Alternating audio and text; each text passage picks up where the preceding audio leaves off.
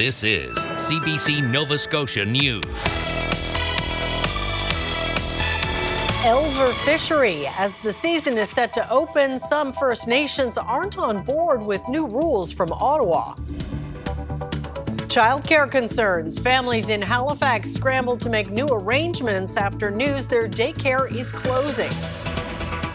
And shot put gold. Nova Scotia's Sarah Mitten wins top honors at the World Indoor Track and Field Championships. Clearing skies from west to east throughout the day on Saturday, but another system to track moving in on Sunday. Your full forecast is coming up. The Elver season is expected to open Saturday. The Department of Fisheries and Oceans has introduced new rules aimed at bringing an end to chaos that's plagued the fishery in recent years. But as the CBC's Richard Cuthbertson reports, some First Nations are not on board. It'll create a perfect little path for the Elvers to go in. Matthew Coe plans to cast his nets this spring along a Nova Scotia river, fishing for those tiny and lucrative juvenile eels that are then shipped to Asia and raised for food. Yeah, so basically it has pumps in here. He will fish and store his Elvers, however, without authorization from the Department of Fisheries and Oceans. As a Mi'kmaq harvester and Millbrook First Nation band member, he asserts he has a treaty right. He knows federal fisheries officers could arrest him. I'm going to tell them what I always tell them. I'm going to say I'm not hiding from you. I'm doing what I'm constitutionally allowed to do. I'm fishing in pursuit of a moderate livelihood, and I have every right to do so. In a scathing letter sent to DFO earlier this month, Millbrook First Nation Chief Bob Glode said the band will not accept what he called the department's colonial licensing scheme. He warned DFO faces consequences if officers, in his words, harass Millbrook harvesters and is forbidding them from entering Millbrook territory without permission. It's the big brother mentality and that philosophy that our way is right and your way is wrong, and that's the attitude that we no longer want to accept. I said we can govern ourselves, we can create our own plans. We don't need DFO to tell us how to do things. This season, DFO has given half of the overall Elver quota to 20 First Nations in Nova Scotia and New Brunswick. But Glode argues after it's all divvied up, it really doesn't amount to much for each fisherman. A spokesperson for DFO says the department is firmly committed to reconciliation, but the government maintains it has a role in regulating the Elver fishery, including the exercise of inherent and treaty rights. And that means anyone fishing without DFO authorization faces enforcement action. Recent years have seen what DFO has termed widespread unauthorized fishing as Elver prices soared. Riverside cameras set up by one commercial license holder have already spotted unauthorized harvesters this year. For the most part, I think most First Nation communities see the benefit in working with DFO in this fishery. So I think we have a few that don't want to play by the rules, which means that there's not going to be any accountability. It's going to hurt traceability. It's going to undermine market value of the fish. It's an assertion Millbrook Chief Bob Glode rejects. Millbrook has hired 2 band members who are former DFO officers. It has a fisheries team in place. Catches will be logged and there will be accountability, he says, but under Millbrook's terms. Richard Cuthbertson, CBC News, Millbrook. Premier Tim Houston and other provincial and territorial premiers are in Ottawa with Prime Minister Mark Carney. Ahead of that, New Brunswick's Susan Holt is calling for a free trade area to be established between the 4 Atlantic provinces. Holt wrote a letter to the premiers of Nova Scotia, PEI, and Newfoundland and Labrador, saying she wants to see a single market operate within the provinces. And she'd like to see one set of rules related to trade and labor mobility. We are very excited to open up an Atlantic Canada free trade zone to advance in the legislature the moves that we've made on labor mobility and to continue to work at the national table to push for a recognition of New Brunswick goods and standards across the country, as we will with others. When asked about the proposal, Premier Houston says he wants to see Canada-wide free trade between all the provinces. Nova Scotians still interested in buying a new Tesla may not get the $3,000 provincial rebate to help pay for it. Has accepted an NDP amendment to the budget bill to end the EV rebate on Tesla vehicles. Leader Claudia Chender says she put forward the amendment because Elon Musk and his role in the American government poses a threat to the Canadian auto industry. Well, Halifax Council has approved the purchase of an armored rescue vehicle, saying the move is vital to keep officers safe. The Halifax Regional Police say it could be used to pull civilians from dangerous situations and will mostly be used by the emergency response team for high-risk calls involving weapons. It will cost about $600,000 in this year's budget. In budget discussions, Council heard from people who passionately oppose the vehicle and many in support. Families are scrambling as a Halifax daycare is set to close within less than 2 months' notice. The owners of the Children's Garden Daycare say it's because the landlord is not renewing the lease and has plans to redevelop the property. Selena Alders brings us that story. It took Brittany Nogler over 17 months on various wait lists to finally secure a daycare spot for her 2-year-old daughter. Now she has to start that process all over again. Her daycare, the Children's Garden in Halifax, is set to close on April 30th. I was, first of all, shocked, and I'd had no idea that it was even a possibility, and then I was devastated. I was hyperventilating. I had a full panic attack. Parents were notified by the owners earlier this week that they should start looking for alternative childcare. No. Nogler has reached out to nearly every center in the city, but she's been waitlisted by more than 20 of them and has just one potential prospect. Alyssa Clayfield's daughter also attends the Children's Garden, and she too feels overwhelmed by where to turn next. Just keep searching for different daycares and hope someone has space sometime soon. The daycare's owners declined an interview, but they say they understand this has been a very stressful time for families, and they are in negotiations to secure another location. They only bought the center from its previous owners a couple weeks ago, which is why this closure has taken many parents by surprise. According to a lease agreement obtained by CBC News, the building is owned by Savoir Living Developments Limited, and the lease is set to expire on May 1st. It's unclear what their plans are for the property, as CBC could not make contact with the developers after multiple attempts. Lena Ahmed is an NDP MLA for Fairview Clayton Park. This is a loss to the community. Anytime that we lose daycare spaces, it's a loss to the families in the area, particularly when there isn't much alternatives. For Nogler, it might even mean having to leave her full-time job. The other parents and the teachers are shocked, hopeless, devastated. I mean, we all love the center and the teachers there. It's really hard on everybody because that's 80 childcare spaces that these kids have nowhere to go now. Sorry. Selena Alders, CBC News, Halifax.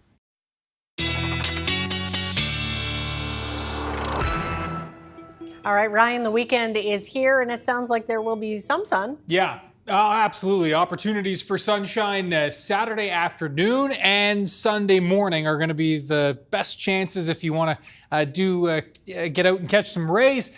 Now, Saturday afternoon, we'll actually see temperatures rising into the 6, 7, 8, 9 range across the mainland. Cape Breton not really clearing until the later parts of Saturday, maybe just before the sun sets, with a few flakes mixing in there before the clear out. This is how it plays out.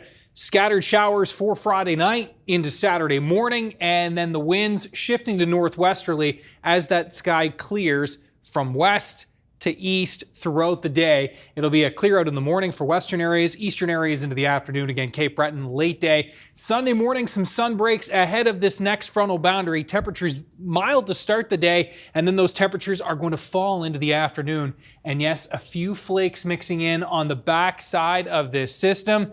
There'll be more flakes flying over the next 7 days as we welcome the first full week of spring. We'll talk about it with your 7-day forecast coming up. Yeah, it can be a bumpy ride. Yeah, definitely. Okay, thank you, Ryan. Thank you. A Cape Breton woman is calling for more support for people struggling with addiction. Her brother waited nearly 2 weeks for a hospital detox program, then waited even longer for space in a live-in rehab facility. Erin Potty reports. A New Victoria woman is speaking out about her journey to help a loved one. Leanne Campbell's brother has been battling addiction for more than 20 years. They were not on speaking terms in February when a hospital social worker called and asked if she could take him in. I said, what options does he have? And she said, well, it's either that or he has to go to a homeless shelter. So I didn't have the heart to do that. Campbell's brother's addiction spun out of control in 2023 following the loss of their mother. A crack cocaine habit strained his relationships and eventually led to homelessness. Last month, after she says he confessed to hitting rock bottom, he went to the Cape Breton Regional asking for help. There, he was told their 8 detox beds were already full. I worry about people, not just him, but other people in that predicament. They leave the hospital, and where do they go if they can't get into a rehab? They're back on drugs or alcohol. So, I just wish there was more support for people like this. Campbell's brother spent nearly 2 weeks waiting for the 5-day hospital program. During that time, he suffered painful symptoms of withdrawal and insomnia. Once his hospital program was complete, it was a 3-week wait for space inside Talbot House. That's a 16-bed rehabilitation home. Dr. David Martel is physician lead for addiction medicine at Nova Scotia Health. In cases where a person needs a more sheltered type of care, we have limited places where that can take place, these inpatient withdrawal management units that you talked about. And because of that, often there has to be a rationing of care. Christine Porter is with the Ally Centre of Cape Breton. She says there are day programs available, but they may not work for everyone. Often when people are homeless or, they're coming from a situation where they have to return to people using around them, a day program is really, you're setting yourself up for failure when you're just returning back to that situation on a daily basis. Both Porter and Campbell are calling for more inpatient spaces to be made available for people who are quitting drugs or alcohol. Erin Potty, CBC News, New Victoria. Police say a drug twice as strong as fentanyl recently detected in Nova Scotia for the first time is a concern for first responders. Corporal Troy Gill with the Cumberland County RCMP says they recovered the drug from a stolen dirt bike in Amherst. It is a synthetic opioid. It's a mixture of different drugs. It's comprised of cocaine, fentanyl, fentanyl, xylazine, which is a tranquilizer, and caffeine. So we're seeing a lot of different mixtures of drugs on the street lately. Again, our officers have to be vigilant, and the community as well. If they come across these drugs, it's important that they don't touch them and they call the authorities right away because of the potency of them. They're very, very dangerous. In cases of overdose, he says naloxone can be administered to save lives. A new study on the participation of Black Canadians in politics reflects the experience of some African Nova Scotian politicians. The study found women are less likely to run without being recruited. Halifax Regional Councillor Virginia Hinch believes more can be done to encourage women to put their name forward. She says she only learned of certain supports after being elected. But there are such courses out there that I think that we should be taking advantage of, or when it comes up time to put our names forward, or if we're thinking about putting our names forward in these spaces. And it doesn't have to be every 4 years around election time either. I think this could be an ongoing process where we can make more people comfortable with the decision. The study also found most Black Canadians who participate in politics face discrimination. Nova Scotia's Sarah Mitten has won gold at the World Indoor Track and Field Championships.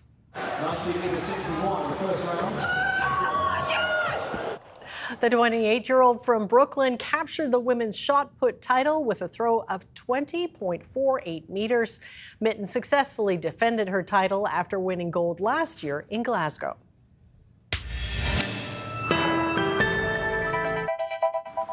There's a vibrant pop of color on your Friday.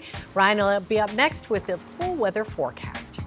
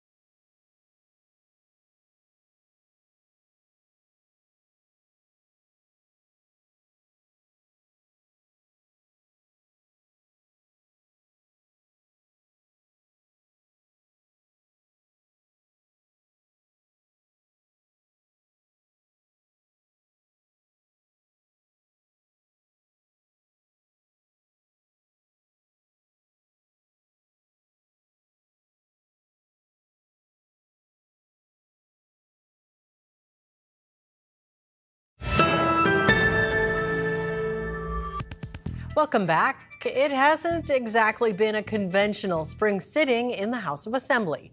Some developments as of late have taken our political reporters a bit by surprise. The CBC's Jean LaRoche and Michael Gorman explain how some controversial bills and amendments have created some unexpected unity. Mike, this really has not been the spring sitting that you and I expected coming into this. You think? What we saw this week is a very unusual move, having government members join with opposition members to defeat clauses of a bill their leader, the Premier, brought in a month ago. Clause 6. Shall Clause 6 carry? Defeated. That's right. That, of course, was the very controversial proposal to give the government the power to fire the Auditor General without cause and give cabinet members the ability to suppress her reports from the public. That's actually not, though, the only change they made to their own bill. They also passed amendments to changes they wanted to make to access to information laws that would have given the government more authority over whose requests get processed and whose doesn't. In both cases, there was a ton of pushback from the public, and it probably shouldn't come as a surprise because right now there is a heightened public concern around government overreach and enhanced control. And one could argue that the government probably should have seen this coming, although to their credit, in the face of the opposition, they stood down. When it comes to the opposition, yes, the opposition in this House is going to oppose, but a number of people came before what is now Public Bills Committee, the old Law Amendments Committee, to really take this government to task. And what we saw here in the House is the opposition kind of carrying the ball and moving it forward and saying, okay, you've gone too far, let's take a pause.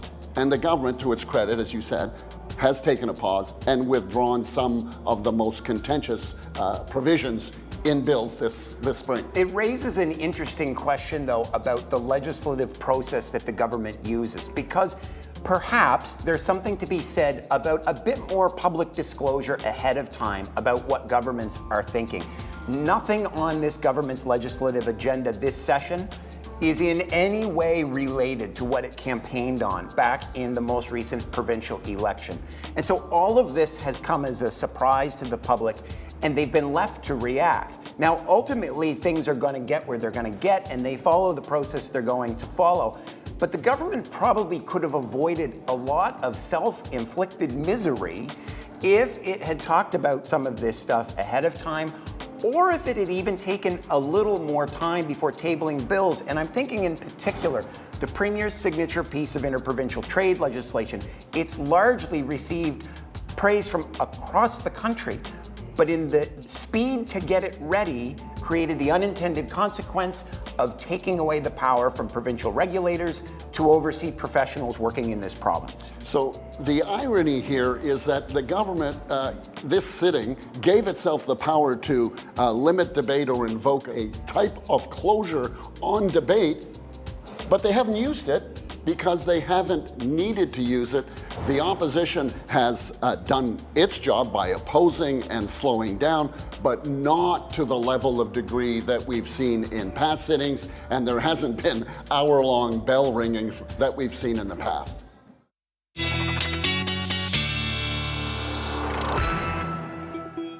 All right, we're turning our attention now to the weather and the weekend. So it sounds like a little bit of everything, a sampler. The spring sampler, a spring platter is a good way of putting it. Yeah, that's for sure. Now we're going to see, some sunshine. We've got some showers, even some flurries mixing in. It is March, right? It is March, for sure. And even into April, we can see this. We know that. Have a look first at our high temperatures across the province on this Friday. Boy, oh boy. 17 at Shetticamp, 16 at the Caribou Point Station, 15 at Truro, and 14's on the board Amherst and across through the valley today.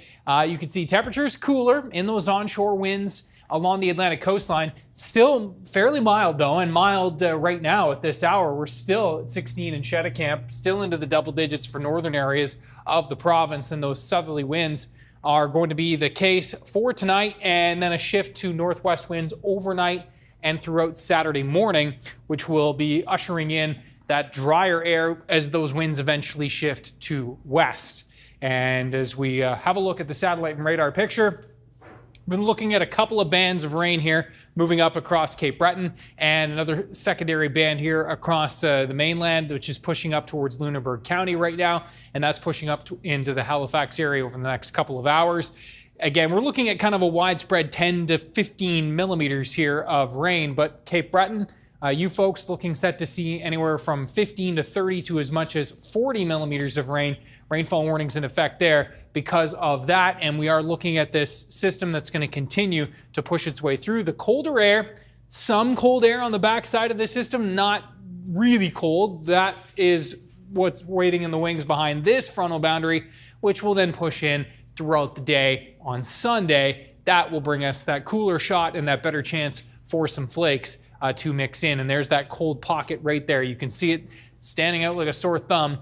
-6 to -11 Regina to Winnipeg right now, and that cold pocket will migrate to the east as we roll through the weekend. Let's talk about it. Let's time it out. Here we go with the hour by hour, and you can see these bands of showers and rain that are going to continue to come down. For the most part, the mainland is dry by around 7, 8 a.m. Saturday morning, but the rain is going to linger longer for you folks in Cape Breton. Temperatures will be in that low single-digit range for the west, mid-single-digit range for central towards the east and into Cape Breton.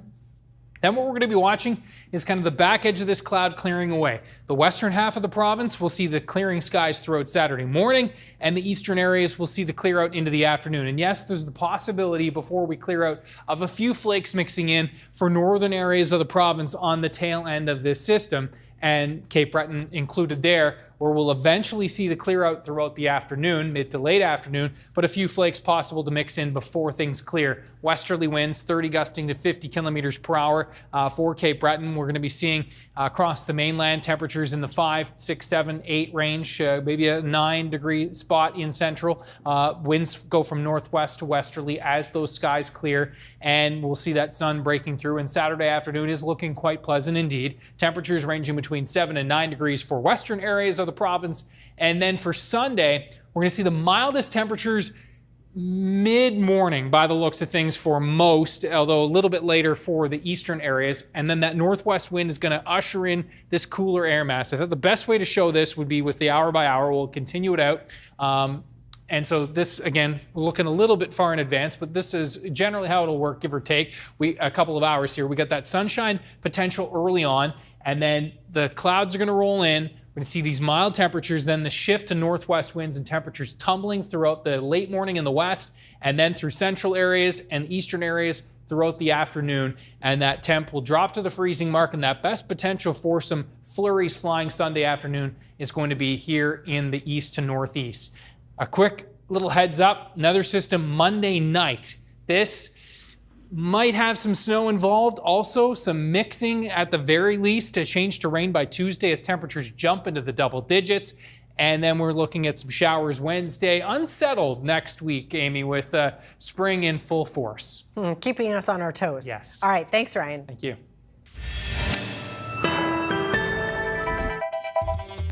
Coming up, 2 Halifax musicians say a U.S. traffic stop led to a drug search and questions about allegiance.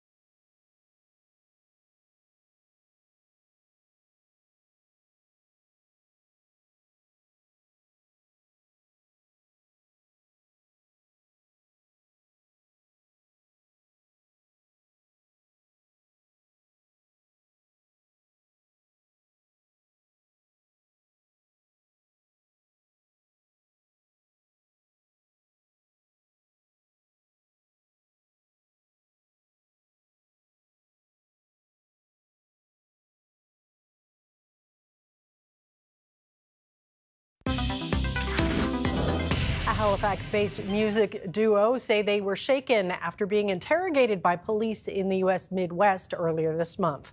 Sisters Cassie and Maggie McDonald of the group Cassie and Maggie were driving in Ohio when officers pulled them over. We're joined now by Cassie and Maggie McDonald from Alberta, where they're currently touring. So take us back to that day when you're in the car. When did you notice something was off? Well, we were, pulled over for distracted driving, and we don't deny that that was the initial reason for sure. We were speaking with our mother, and the Bluetooth was malfunctioning somewhat, so we had the cell phone in our hand. Maggie was driving, so we were passing it back and forth in an attempt to have a clearer conversation with our mother. And we did notice Maggie was the first to notice a cruiser tailing us for about a half an hour, and we thought that was odd, So she was being very, very, very careful not to speed 1 single kilometer over the limit. And then we noticed we were going to pass. We noticed another cruiser waiting on the side of the highway. And so when we passed him, he pulled out and then began following us as well.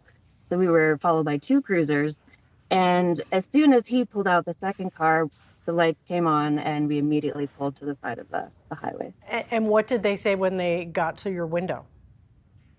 So they both came out. The first officer came to my side, the passenger window, and Maggie had the second officer come to her window. So we presented them with all of our documents, the rental car agreement, which is sort of the most important. We wanted to let them know that this was not our vehicle. We were driving a rental car as touring musicians. And so they immediately got Maggie out of the car, which was sort of out of the norm for what we would expect a normal traffic stop to proceed to start with. So we were separated right away from the beginning, and Maggie was put into the first cruiser. And from there, our experience kind of went on 2 different paths, but following a very similar script, I would say. Well, Maggie, what was going through your mind during all of this? Oh, well, it was the first time I was ever actually removed from the vehicle, and he said, get out of the car and I'll tell you why we've stopped you. And so I was told out of the car that it was for distracted driving, and I admitted to it immediately. He said, I saw that you were on your phone. And so then he said, get in the cruiser and I've got a few questions for you. So for the next about 40 minutes, we were stopped and asked all questions for where we entered and where we were on our touring, which was complicated answers because we were in a different spot every day. And so, all the questions seemed okay, but they took the drug dog around the car, and that was when Cassie was removed from the vehicle. I guess there was a positive result on the rental vehicle, and then that was the thing that sort of put me a little bit concerned when I saw that Cassie, who was the passenger, was removed from the vehicle. So, Cassie, what did they say to you about drugs? So they proceeded to take apart the car and look through all of our belongings and gear and bags and instruments. And of course, they didn't find anything, but this whole ordeal was really, we were watching from 2 separate cars being separated, not able to communicate with each other. And we also didn't know our rights, what we were entitled, for protections as Canadians, or, it's just something you never expect to deal with. So after the search was complete, he came back to the car and spoke to me again. And essentially what proceeded from that was what I would consider a bit of a lecture about the amount of fentanyl that's coming through the Canadian border into America. And he said, there's a lot of fentanyl coming in from Canada right now. And it wasn't really a question. It was more of a statement that he sort of let linger. So I wasn't sure how to answer that. Based on my limited knowledge, I'm not familiar that is really an issue. If there is any coming through, it's a pretty nominal amount. So he seemed quite concerned with that connection, us being Canadians and the fentanyl issue. And I understand you were also asked if you preferred Canada or America. What did you make of that question? We were asked this question all the time. We've been touring in the States for over a decade, and we've built an incredible fan base there that are so supportive and have been with us from the very start. So we get that type of question, about Canada. Tell us about Canada. I've always wanted to visit. I have family there. Where should we go? What time of year is best? And I was looking for any indication that might be behind the question, a kind of a benevolent desire to understand a bit more about our country. But I have to be honest, it didn't feel that way at all. It felt very much like I could say something wrong that would turn this interaction in a different direction when it had, reached a natural conclusion. Like there was one more element, one more hurdle to get over before we were going to be able to let go. And it seemed that question was had a lot of weight to it. Right. Yeah, And and we were did both. hear from the sheriff's office, and their response was it was just, do you prefer touring in the U.S. or Canada? But you heard it differently. Yeah, and they each individually asked us individually before releasing us separately. So that the fact that each officer asked us that question in their own words, my officer asked which is better, and we both answered with touring in mind because that was top of mind. And I said, well, I certainly didn't feel like saying Canada would have been the answer that they were looking for anyway. All right. Will you still tour in the U.S.? I don't know of any young employees, no matter their profession, that could step away from 2 months of work without any repercussions financially or economically. So there's certainly an element of this is our job. We've worked our entire careers to build this ability to tour in America and to have a fan base that's dedicated, and it is our income and it's our career. So that's definitely one element. But of course, we love Canada. We want to be in the moment with all of our Canadian fans and our family. But I think going down there and just putting a face to a name, we love America, we love Canada, we have family there, we have, we're just people who are musicians, and somehow this rhetoric has really gotten out of hand. And I think we just need to take a step back, and hopefully through music and through us presenting our stories and our family connection to this music, that can sort of be a refreshing reset or a reminder to everyone that we're all just people at the end of the day, and we've been met with so much love and kindness consistently, and I don't see any reason that should change. All right. Well, Cassie and Maggie McDonald, thank you for your time. We do appreciate it.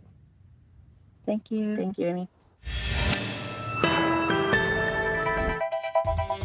Coming up, Prime Minister Mark Carney hosted Canada's premiers in Ottawa Friday to talk interprovincial trade, just 2 days before he's expected to call a federal election. And a CBC News investigation has found new details about a police investigation into forged Canadian passports that were so high-tech, they're causing concerns about national security.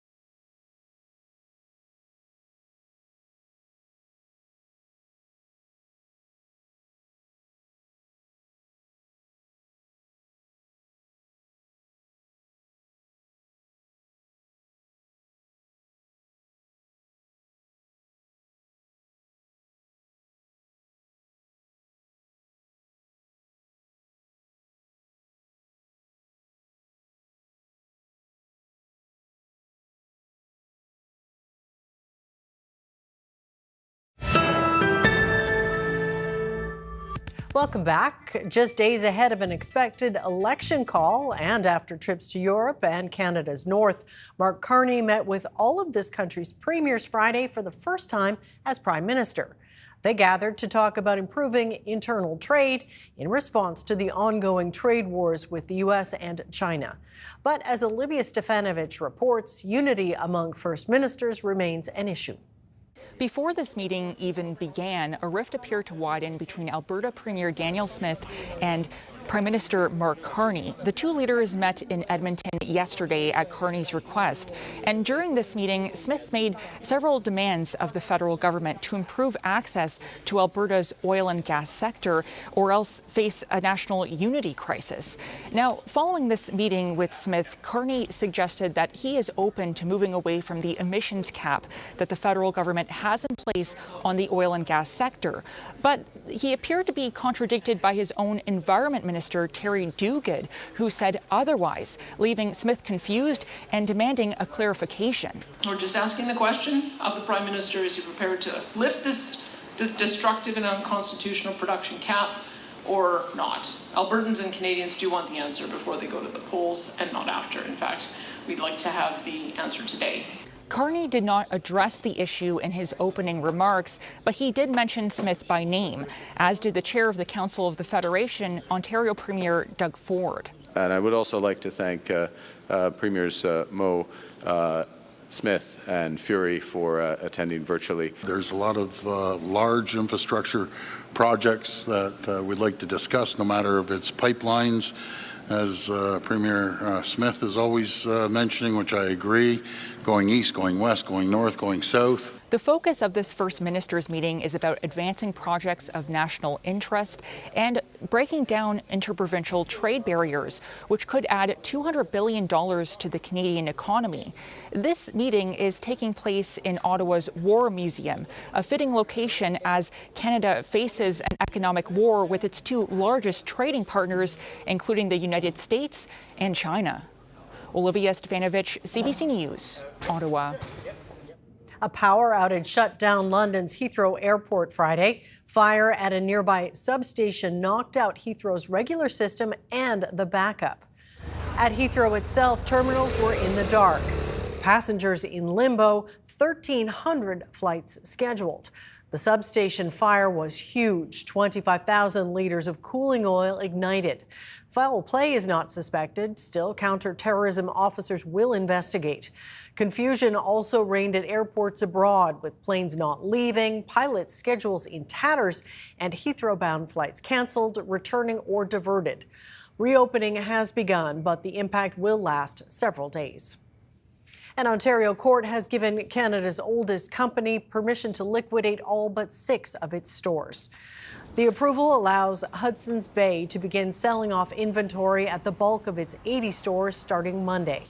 The retailer also owns 3 Saks Fifth Avenue stores and 13 Saks off Fifth locations in Canada through a licensing agreement. The 6 stores being saved from the liquidation sale include the flagship location on Yonge Street in Toronto, as well as the store's City Yorkdale Mall and another at Hillcrest Mall in Richmond Hill, Ontario. The remaining 3 are in Quebec, the Montreal, the Carrefour Laval Mall, and Pointe-Claire. A CBC News investigation has uncovered new details about a sophisticated human smuggling organization based in Montreal. Files obtained from the RCMP show the group had access to forged Canadian passports so high-tech they represent a risk to Canada's national security. Jorge Barrera has more. This passport is a forgery, and this video comes from the phone of an alleged human smuggler. These are incredibly sophisticated. Look at the quality of this. Kelly Sundberg was an officer with the Canada Border Services Agency. Now he's a criminology professor at Mount Royal University in Calgary. I've handled tens of thousands of passports in my years. I've seen hundreds of fraudulent documents. This is incredibly impressive. This forgery mimics the security features and electronic chip found in Canadian passports issued between 2013 and 2023. So that it actually reads the data. This is one of several videos and photos found in the phone of this Montreal man, Thesson Garrison Rasaya, who faces multiple human smuggling charges, but none related to forgery. Police believed he was connected to a network with a global reach, according to a cache of records obtained by CBC News from an RCMP-led investigation called Project Octopus. During a search of Rasaya's home, police found his cell phone with videos and photos of forged Canadian passports and visas, along with documents from European Union countries. Rasaya received them from a network that allegedly helped him smuggle people with unimaginable proficiency, using what police said were embassy insiders in Canada, US, France, and Mexico. Evidence, the RCMP said, raised national security concerns. When we look at the notes from the officers that intercepted this, it's absolutely clear that they understand the urgency. In a statement, the Federal Department of Immigration, which is responsible for passports, said it couldn't comment on specific cases, but it said security upgrades in new Canadian passports unveiled in 2023 make the document one of the most secure in the world. Jorge Barrera, CBC News, Ottawa. The airline Sunwing is facing continued anger after February's flight cancellations. They numbered in the hundreds and left some travelers stranded for days. Sophia Harris reports. Chrissy Downs had to unpack from the vacation she never had after Sunwing canceled her flight to Cuba last month with no offer of a rebooked flight. I was just really disappointed. There was nothing, no explanation, no I'm sorry, no we'll try to work something out. Amid snowstorms and the Delta plane crash in Toronto, Sunwing canceled dozens of flights last month, wreaking havoc on vacation plans. Hans Roach and his wife made it to the Dominican Republic, but Sunwing canceled their flight back home, leaving them stranded for 5 days. It was a very anxious 5 days. Every day we would pack up all our luggage, get down to the lobby at noon, and hope and pray that we had a flight. Before finally boarding their return flight on day 6, Sunwing charged Roach and his wife each a $50 flight change fee. It's an indignity. In an email, Sunwing apologized to passengers and said those with canceled vacations will get a full refund. The airline said slowdowns at Toronto's Pearson Airport caused by the plane crash, bad weather, crew constraints, and limited hotel capacity hampered operations last month. But this air passenger rights expert says Sunwing still has to follow federal rules, requiring major airlines to rebook passengers as soon as possible after canceling flights, even if that means buying passengers tickets on another airline. This is what they're required to do under the law. It looks like in this case Sunwing just made up their own rules. Unhappy customers are now trying to claim compensation from Sunwing. But every time Downs tries to submit a claim, Sunwing says she can't because she canceled her flight. I hadn't canceled my trip. I'm insulted. The Canadian Transportation Agency says it's looking into the Sunwing cancellations and that dissatisfied passengers can file a complaint. But they may be in for a long wait. The agency currently has a backlog of more than 85,000 air passenger complaints. Sophia Harris, CBC News, Vancouver. An expedition to Antarctica is now winding down after making a trip through a narrow passage that influences the global climate. The CBC's Susan Ormiston has more from on board the ship.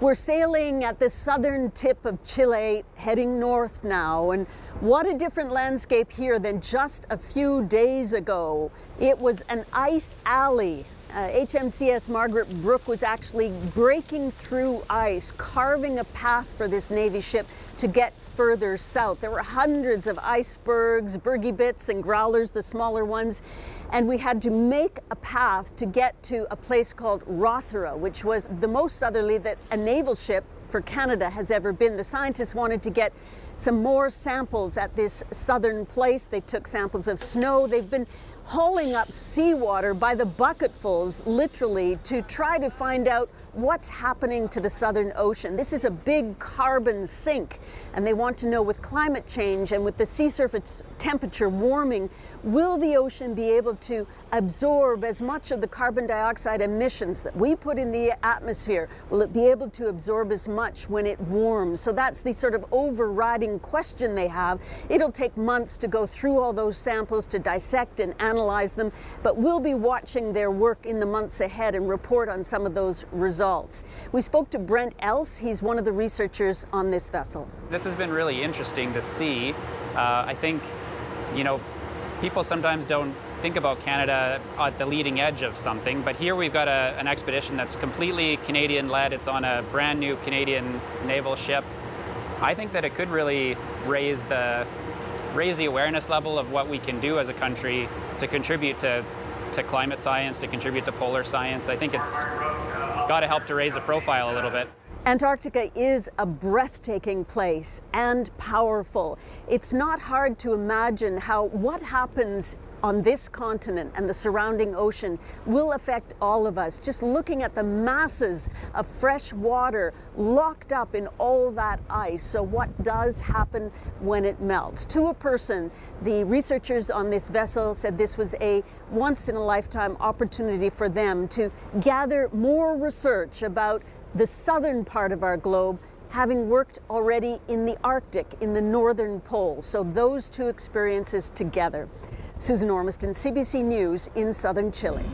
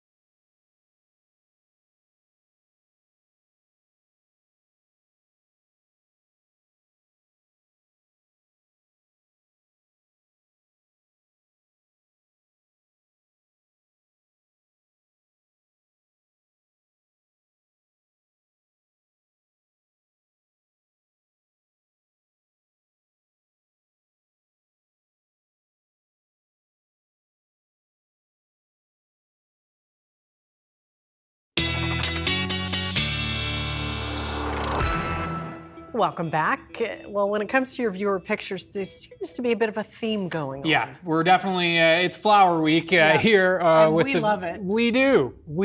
I don't know, there's just something about the crocuses coming out this time of year that... They're very happy flowers. Yeah, they really are. And a little bit of color when there's not a whole lot of color out there right now.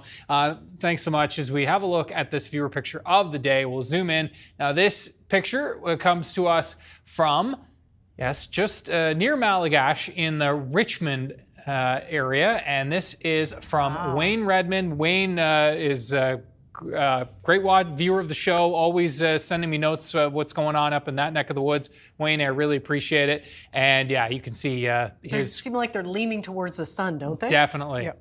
Wayne, thanks so much. Really appreciate it. Always appreciate the notes from that area. And Ryan's picks at cbc.ca. And as we have a look at the scattered showers and even some steadier periods of rain, it's Cape Breton that's going to kind of bear the brunt of the wet weather over the next 12 to 18 hours, where we'll see totals of 20, 30, maybe 40 millimeters by the time it's said and done. Western to eastern clearing throughout the day on Saturday, so we're into the sun into the afternoon. Temperatures pretty favorable for Saturday afternoon. Cape Breton will see highs of 5 to 6, but you folks will likely see a bit of a temperature drop into the afternoon on the other side of that little boundary that does move through there. Westerly winds, as we said, 20 gusting to 40. Now for Sunday, high temperatures in the morning for Yarmouth and Kentville and western areas of the province, and then we're going to be seeing highs in kind of in the midday time frame for most of the rest of the mainland, and then temps will fall behind this front. We're going to be seeing some showers mixing to a few flurries for the late stages of Sunday, and yeah, could even see a little dusting of snow Sunday evening in the northeast. Could see a little more snow on tap for Monday night before we change back over to some rain and showers on Tuesday afternoon as temperatures bump up into the double digits. Yep, very active. Yeah. Okay. Well, you know, it's not always easy to break the ice. Sometimes you literally have to use a saw.